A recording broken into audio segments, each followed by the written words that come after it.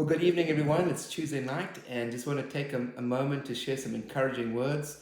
We're living in challenging times, and we're all in this together. We're not created for isolation or distancing, and so quite the opposite. We're created for fellowship and for community.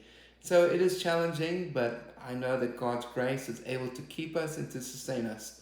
And one of the things we can do is to go back to the scriptures. And so we've been looking at the Psalms. We were looking at Psalms 121 a couple of weeks, and now we're going to be looking at Psalms 46, verses 1 to 3. It says that God is our refuge and strength, a very present help in trouble. Therefore we will not fear though the earth gives way, though the mountains be moved into the heart of the sea, though its waters roar and foam, though the mountains tremble at its swelling. So the psalmist here tells us that God is a refuge. And the ancient cities had these walls that protected them from the enemy. And if those walls were down, they were vulnerable to attack. And the bigger and the stronger the wall, the more protection.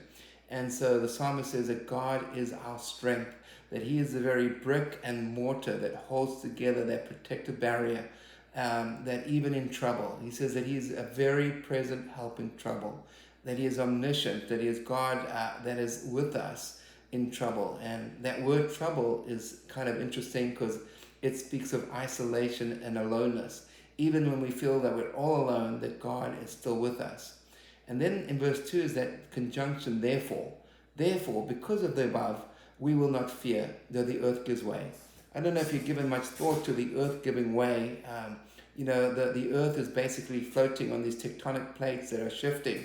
And the psalmist is just saying, even when the earth crumbles and when the mountains fall, and we know that the earth has these kinds of events, but even when the difficulties in nature, and we're facing this virus, things that come unexpected, and as nature might do that, that even in those times when the earth roars and does that we can find hope and comfort in Him because He is a fortress. And so He's asking us basically, what are we anchored in? Are we anchored into this world, or are we anchored into the God as our refuge and strength?